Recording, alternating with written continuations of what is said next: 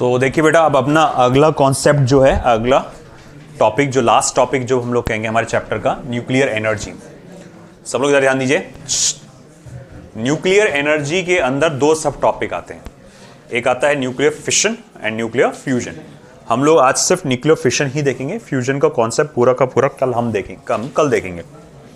पुराने एनसीईआरटी के अंदर अगर आप देखेंगे तो तीन टॉपिक्स थे, न्यूक्लियर फिशन और एक न्यूक्लियर रिएक्टर था, है ना। बट वो निकाल दिया गया है, डिलीट कर दिया गया है न्यू एनसीईआरटी के सिलेबस में। और वैसे भी वो हमारे कोई काम का नहीं था, वो बहुत अलग डिटेल में था वो चीज़ें, थ्योरेटिकल। वो सीबीएसई बोर्ड के हिसाब से ठीक था। तो हमारा प्राइमरीली फोकस है न्यूक्लियर फिशन पे। अब ये जो कॉन्सेप्ट है, दोनों भी न्यूक्लियर फिशन और न्यूक्लियर फ्यूजन के, ये कॉन्सेप्ट कैसे अराइज होते हैं। तो देखो भाई, ऐसा है कि जब आपने वो देखे होंगे बाइंडिंग एनर्जी पर न्यूक्लियन का कर्व अगर देखे होंगे आपने, binding energy per nucleon for the atomic mass number 30 से लेकर अराउंड 170 तक के अगर जितने भी आपने देखे होंगे, वहां तक कर्व थोड़ा सा, मैं बोल रहा हूं थोड़ा सा फ्लैट था। उसके पहले अगर देखेंगे काफी लो था बाइंडिंग एनर्जी, है ना, और उसके बाद भी थोड़ा सा लो हो गया था। अब ऐसा है कि जितना बाइंडिंग एनर्जी जो होता है स्ट्रांग होता है, उतना उसका मास जो होता है वो कम होता है ना। बाइंडिंग एनर्जी पर न्यूक्लियन जितना ज्यादा होगा किसी उसका, तो उतना मास उसका क्या होगा, कम होगा। तो असल में क्या होता है कि यहां से फिशन और फ्यूजन का कॉन्सेप्ट अराइज होता है। फिशन में हम लोग क्या देखते हैं कि भैया देखो, ये हमारे पास जो हैवियर न्यूक्लिया है, हैवियर न्यूक्लिया मतलब जिनका atomic number, atomic mass number ज्यादा है, उन न्यूक्लिया का कैसा कॉन्सेप्ट है कि हम जानते हैं कि वो ग्राफ कुछ ऐसा आता है। तो ये न्यूक्लिया जब स्प्लिट होते हैं दो अलग अलग स्टेबल न्यूक्लिया के अंदर, तो जाहिर बात है कि भाई उसका एटॉमिक मास नंबर पहले से कम हो जाएगा, है ना। जैसे मान लो कि ये 240 वाला कोई तो भी आपका एलिमेंट था जिसका एटॉमिक मास नंबर कितना है, 240 है। अब अगर ये स्प्लिट हो गया तो काय में स्प्लिट होगा, वो 120 और 120 में स्प्लिट होगा, बड़े बड़े फ्रेगमेंट्स में स्प्लिट होगा ना। तो अब ये अगर स्प्लिट हो, अब आप बोलेंगे सर ऐसा भी तो स्प्लिट हो सकता कि एक हाइड्रोजन निकल गया। अरे इतना छटाक भर का स्प्लिटिंग नहीं होता, है ना। तो अब ये दो बड़े बड़े एलिमेंट्स में स्प्लिट होगा।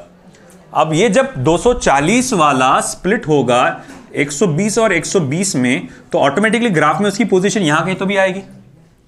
और अगर आप इसको और इसको कंपेयर करके देखो तो आपको साफ समझ में आ रहा है क्या कि भैया बाइंडिंग एनर्जी पहले से बढ़ गई।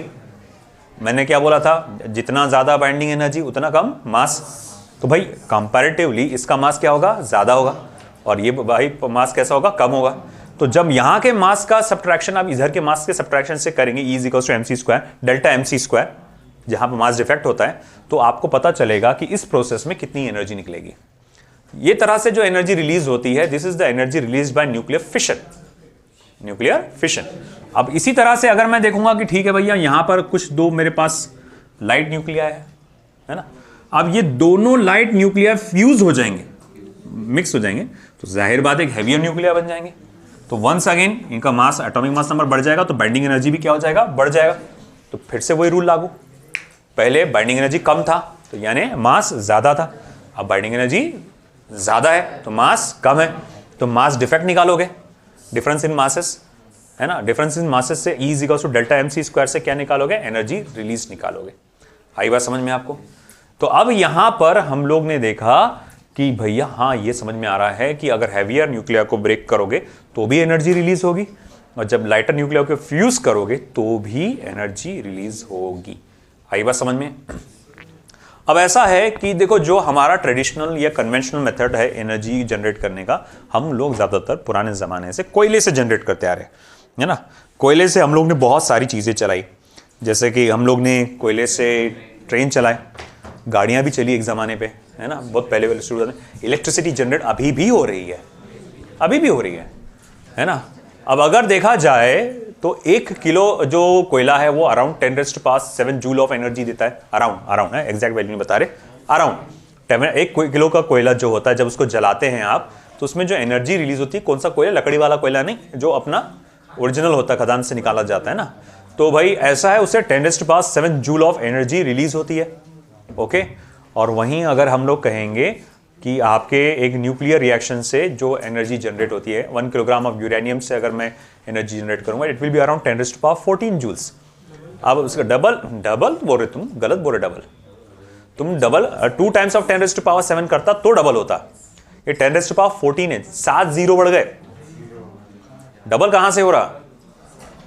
10⁻7 7 जीरोस बढ़ गए, 7 जीरो बोले तो कितना? 1 करोड़ के आसपास, 1 करोड़ गुना हो गया वो। डबल कहां से हो रहा वो? हाँ 1 करोड़ टाइम्स बढ़ गया वो, जीरो लग गया ना उसके अंदर 7, तो 1 करोड़ टाइम्स उसकी एनर्जी बढ़ जाती है। कहां? 1 किलो कोयला और 1 किलो यूरेनियम। तो भैया ये यूरेनियम 1 किलोग्राम ऑफ यूरेनियम कितना कैपेबल है? 10⁻14 जूल्स ऑफ एनर्जी लिबरेट करने के कैपेबल है ना। अब ऐसा है कि चलो ठीक है भाई, देखो इसीलिए भाई प्रेफरेबल होता है कि भाई आप क्या करते हैं, इसी चीज का इस्तेमाल करते हैं।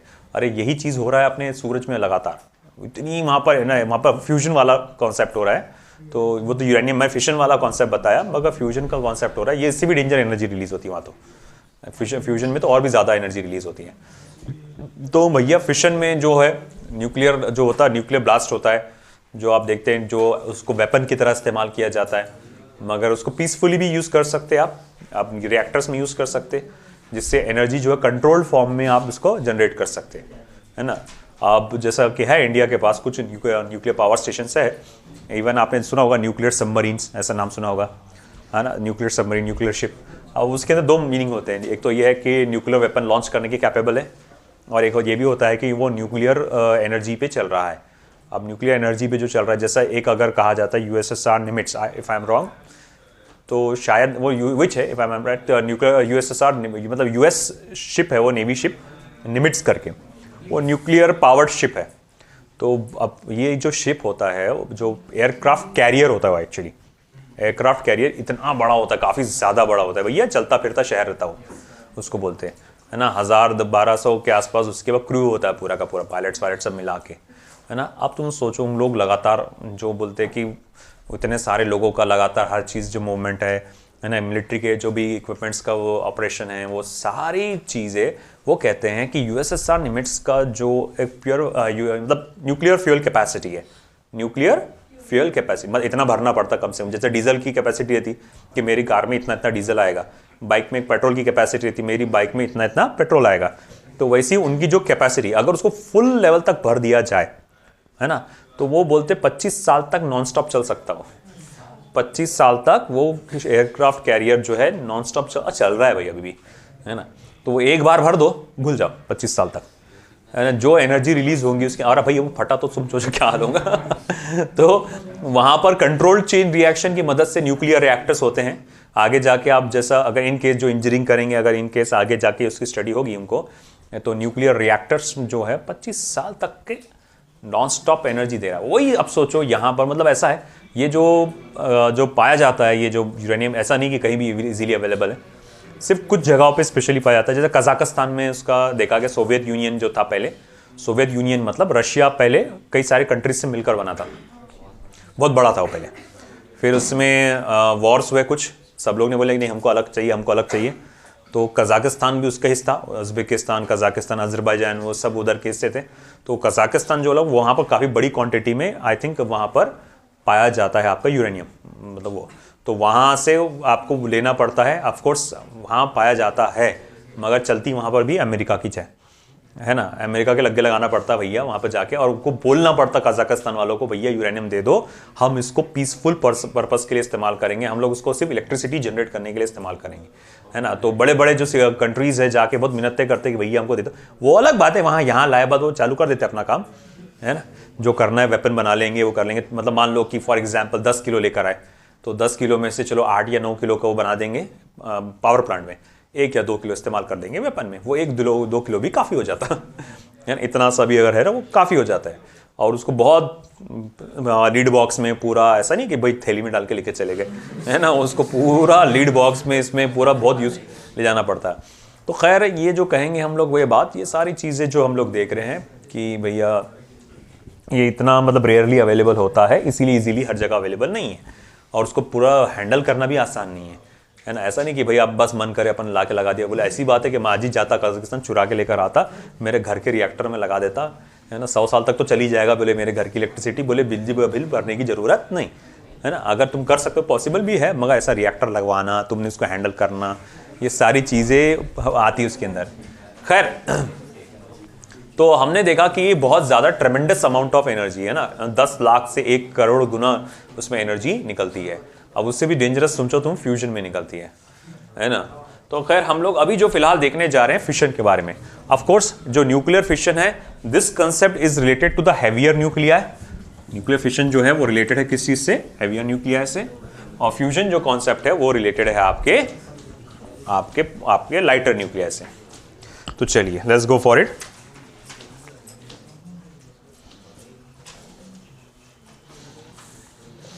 छोटा सा टॉपिक है, कुछ खास नहीं है इसमें। तो first of all I will go for 13.7.1 nuclear fission. मैं डेफिनेशन लिख नहीं रहा, ओरली बस बोल देता हूं मैं आपको। एक ऐसा प्रोसेस है जिसमें एक heavier nuclei break into smaller fragments, है ना, due to the excitation due to an neutron, और उसके अंदर जो है ट्रेमेंडस अमाउंट ऑफ एनर्जी जो रिलीज होती है उसको हम लोग कहते हैं न्यूक्लियर फिशन। अब इसमें देखो थोड़ा मैं डायग्रामेटिकली बताऊं तो जैसा मेरे पास मान लो कि जो सबसे ज़्यादा जो है हमारे पास, जो मतलब मशहूर जो है कॉम्बिनेशन, वो है यूरेनियम का। यूरेनियम जिसका एटॉमिक नंबर फॉर एग्जांपल 92 है और एटॉमिक मास नंबर 235 है। अब हम लोग क्या करते हैं कि उसको एक न्यूट्रॉन से हिट करते हैं। अब ये न्यूट्रॉन 0n1 ये जा रहा है आपके इस, क्या कहा जाएगा, यूरेनियम के एटम को हिट करेगा। जैसे इस यूरेनियम एटम को हिट करता है तो भैया ये अब कन्वर्ट हो जाता है, या फिर इसका एटॉमिक मास नंबर जो है बढ़ जाता है। तो 236 और ये हो गया 92। और मगर एटॉमिक मास नंबर बढ़ने के साथ साथ इसकी एनर्जी लेवल भी, मतलब एक्साइटेशन भी उसमें बढ़ गया, है ना, एक्साइटेशन बढ़ गया उसके अंदर। और जब ये एक्साइटेड स्टेट में चले गया तो ऑफ कोर्स फिर बाद में फिर वो ज़्यादा देर तक के वहाँ पर रह नहीं सकता, तो फिर वो क्या करता है, स्प्लिट करता है। स्प्लिट करता है ये दो हिस्सों में। एक स्प्लिट होता है आपके बेरियम में, तो ये बेरियम में आपका स्प्लिट हो जाएगा। इसका एक प्रोडक्ट आएगा बेरियम 56 एंड 144, और एक आएगा क्रिप्टॉन। तो ये कन्वर्ट हो गया आपके क्रिप्टॉन में। क्रिप्टॉन का आएगा 36 एंड 89। हाँ, अब इसमें ये चलो ठीक है, बेरियम में तो और क्रिप्टॉन में तो भाई स्प्लिट हो ही गया, मगर साथ ही साथ वो एक और काम करेगा, वो 3 न्यूट्रॉन्स भी इमिट करेगा। साथ ही साथ वो 3 न्यूट्रॉन्स भी इमिट करता है। तो ये 3 न्यूट्रॉन्स जो है वो भी इमिट करेगा।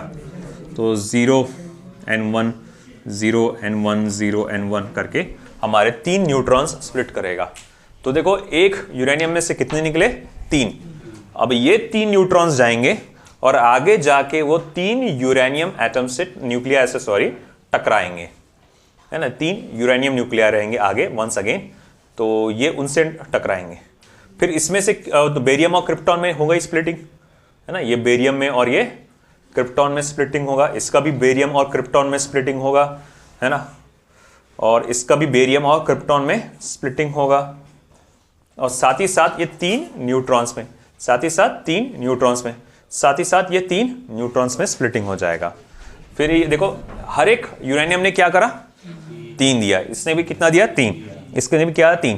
फिर ये यूरेनियम जाएगा, सॉरी ये न्यूट्रॉन जाएगा आगे, वो ये वाला न्यूट्रॉन जाके एक यूरेनियम से टकराएगा, ये वाला जाके दूसरे यूरेनियम से टकराएगा, ये वाला 3, फिर ये भी, ये भी, ये भी, ये भी, ये भी, ऐसी करते करते करते करते हर एक जाके क्या करेंगे? यूरेनियम से टकराएंगे। तो एक मल्टीप्लाई बाय 3 होते जा रहा, मतलब लगातार ये बढ़ते हैं। कोई मल्टीप्लाई बाय 3 होता है, कहीं के मल्टीप्लाई बाय 2 होता है, कहीं के मल्टीप्लाई बाय 4 होता है। बताऊंगा अलग अलग टाइप के केमिकल रिएक्शंस के अंदर। जैसा कि यहां पर जो मैं देख रहा हूं ये वाला, अगर मैं देखूं तो इसको केमिकली अगर मैं बताना चाहूं इस चीज को, या केमिकल रिएक्शंस को बताना चाहूं, तो मैं यहां बोलूंगा देखो भैया यहां तो सिंपली 0n1 प्लस यूरेनियम 92 235। तो भैया इससे क्या मिलेगा? सबसे पहले तो यूरेनियम का न्यूक्लियर बनेगा 92 236, जो कि काफी एक्साइटेड स्टेट में होता है। फिर वो स्प्लिट होता है बेरियम में, थोड़ी जगह कम हो गई, ठीक है। 56 144 प्लस क्रिप्टॉन कितना आएगा? वो 36 एंड 89 प्लस 3 न्यूट्रॉन, है ना, 0n1, ये आपका आएगा 3 न्यूट्रॉन। इसी चीज का बस केमिकल रिएक्शन मैंने लिख दिया, है ना। इसके अलावा भी और भी कुछ प्रोडक्ट्स हासिल हो सकते हैं।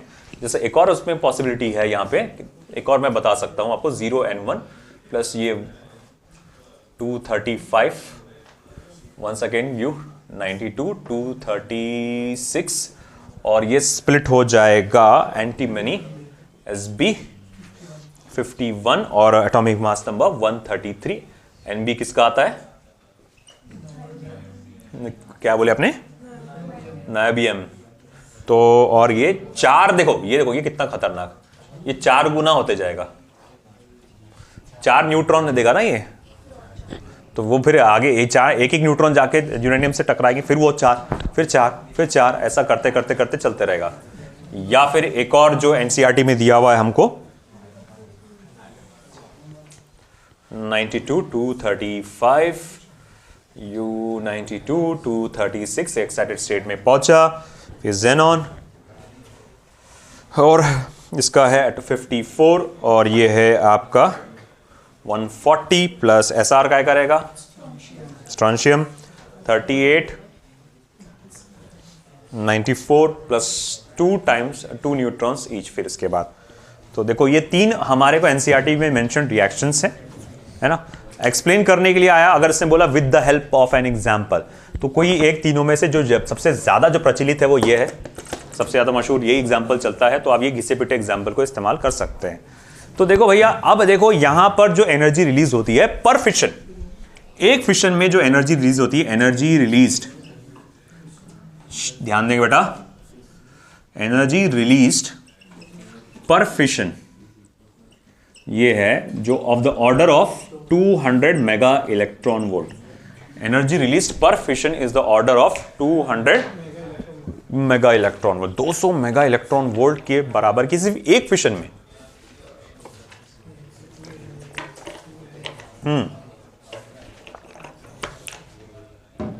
अगर एक फिशन में 200 मेगा इलेक्ट्रॉन वोल्ट है तो यहां कितने फिशन होते जाएंगे, अब तुम सोचो। अगले इसमें 3 गुना हो गया, अगले स्टेप में 9 टाइम्स, फिर 27 टाइम्स, बढ़ता बढ़ता बढ़ता बढ़ता बढ़ता चले जाएगा, है ना। अगर मैं पूछूंगा कि एक बूंद बराबर इतना नोक में भी अगर मैं बोलूंगा कितने आइटम्स रहते, तो इसमें क्या बोलते, करोड़ों आइटम्स रहते, है ना। इतने से इसमें भी अगर बोलेंगे तो करोड़ों आइटम्स रहते। अब तुम ये सोचो, ये इतने से छटाक भर के बारीक जो दिख भी नहीं रहा, इतना बड़ा जर्रा आपने लिए, और उसमें पूछूंगा मैं कि अगर मैंने मान लो एक जितना भी हो सके एकदम बारीक ऐसा कंकर जैसा कुछ चीज उठाया, बहुत ही बारीक, जो मुश्किल से दिख रहा है, मुझको यूं देखना पड़ रहा है, मैग्नीफाइंग ग्लास लेके देखना पड़ रहा है, मैं बोलूंगा इसमें कितने एटम्स है, कितने न्यूक्लियाई है यूरेनियम के, तो आप बोलेंगे करोड़ों। और अब अगर मैं 1 किलो का ही ले लेता हूं, तो अब तुम सोचो कितना रहेगा उसके अंदर, है ना। अगर उसमें करोड़ों है तो भैया इसमें अड़माप ये अच्छा है, अड़माप रहेगा।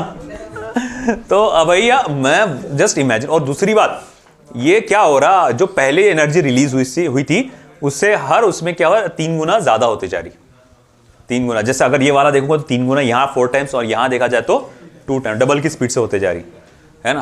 तो तुम खुद सोचो भैया कि एनर्जी कितनी डेंजरसली रिलीज होगी, है ना। इस तरह के रिएक्शन को कहते हैं uncontrolled chain reaction. Nuclear weapons जो होते हैं उसमें जो आप इस्तेमाल करते हैं, तो वो अनकंट्रोल्ड चेन रिएक्शन ही होता है न्यूक्लियर वेपन्स में, है ना, न्यूक्लियर वेपन में। और अब देखो क्या होता है कि अगर कहीं न्यूक्लियर रिएक्टर है तो उसमें फिर कंट्रोल्ड चेन रिएक्शन का इस्तेमाल करते हैं। उसमें बहुत ज्यादा अहम रोल निभाते हैं कैडमियम रॉड्स, है ना। कैडमियम रॉड्स होते हैं, आपको याद है चेरनोबिल के इंसिडेंट में आपसे शेयर किया था, पहले भी डिस्कस किया था, उसमें कैडमियम रॉड्स का इश्यू था। बड़ी जबरदस्ती के तमाशे निकाल के देखते, बोले क्या हुआ, उनके निकाल के देखने के चक्कर में भाई गड़बड़ हो गई नहीं इतनी सारी। तो भैया अब ऐसा है कि कैडमियम रॉड्स क्या करते हैं, जैसे ही आप न्यूक्लियर रिएक्टर में कैडमियम रॉड्स इंसर्ट करते हैं, तो ये जो 3 एक्स्ट्रा के न्यूट्रॉन्स निकले थे उसमें से वो 2 क्या हो जाएंगे, एब्जॉर्ब हो जाएंगे। बचेगा क्या, 1, फिर वो 1 जाके 1 से टकराएगा, फिर वो वहां से निकलेगा, फिर वो 2 फिर से एब्जॉर्ब हो जाएंगे। तो इस वजह से कैडमियम रॉड्स क्या करते हैं, इस अनकंट्रोल चेन रिएक्शन को क्या कर देते हैं, कंट्रोल में लेके आ जाते हैं, है ना। आया बात समझ में आपको ये। तो ये न्यूक्लियर रिएक्टर का कॉन्सेप्ट था, फिलहाल वो निकल गया सिलेबस में से, तो अब तुमको इतना टेंशन नहीं, नाम याद रखो बस इतना कि अनकंट्रोल्ड रिएक्शन, चेन रिएक्शन क्या होता है, कंट्रोल चेन रिएक्शन क्या होता है। कंट्रोल चेन रिएक्शन में क्या करते हैं, आप कुछ अमाउंट जो है न्यूट्रॉन्स का एब्जॉर्ब कर लेते हैं यूजिंग सम कैडमियम रॉड्स, ऐसा कुछ पर इस्तेमाल करके। आई बात समझ में। 3 आपको एग्जाम्पल्स है एनसीईआरटी में। हो सकता है कि आपको इक्वेशन देके पूछ ले कि कौन सा आपका न्यूक्लियर रिएक्शन हुआ। हाँ, एनर्जी के बारे में भी पूछ सकता है वो, कि भाई पता लगाओ कि भाई एनर्जी क्या रहेगी, तो मास डिफेक्ट का कॉन्सेप्ट इस्तेमाल करना है ना। जो प्रोडक्ट आया है इन सब के मासेस है कि नहीं, तो यहाँ पर जो भी प्रोडक्ट आया है उस सब के मासेस, और उसमें से आपको क्या करना पड़ेगा, इनिशियल फेज का जो भी मास होगा उसमें से लेटर फेज की मास को क्या करना पड़ेगा, माइनस करना पड़ेगा और सी स्क्वायर से मल्टीप्लाई करना पड़ेगा, जस्ट अभी थोड़ी देर पहले जो कर रहे थे अपन, है ना। और वो आपको दे देगा कि इस फिशन में कितनी एनर्जी रिलीज हो रही है, बाइंडिंग एनर्जी कितनी थी इसकी। आई बात समझ में आपको? तो भाई ये सब चीज़ों को हमको देखना है। This was nuclear fission. Nuclear fission छोटा सा है, इसमें कुछ खास ज़्यादा नहीं है। न्यूक्लियर फ्यूजन में कॉन्सेप्ट थोड़ा डिटेलिंग आएगा, थोड़ा सा न्यूक्लियर फ्यूजन डिटेल थोड़ा सा कंफ्यूज करता है। उसमें अपने को सन के बारे में भी पढ़ना है, सूरज में जो एनर्जी रिलीज होती है, जो जनरेट हो रही है, वो सब कैसा है, तो वो सब चीज़ें हम लोग अगले लेक्चर में इंशाल्लाह कल देखेंगे। और हाँ, एक और चीज़ मैं आपको अनाउंस कर दूं कि आपको वैसे ग्रुप पर तो डाल ही दिया मैंने टेस्ट के बारे में, है ना। प्रोबेबली शायद ट्यूसडे को टेस्ट होने वाला है आपका, कल नहीं है, ट्यूसडे को होने वाला है। अब उसमें जो रहेगा syllabus, dual nature of matter and radiation plus atoms.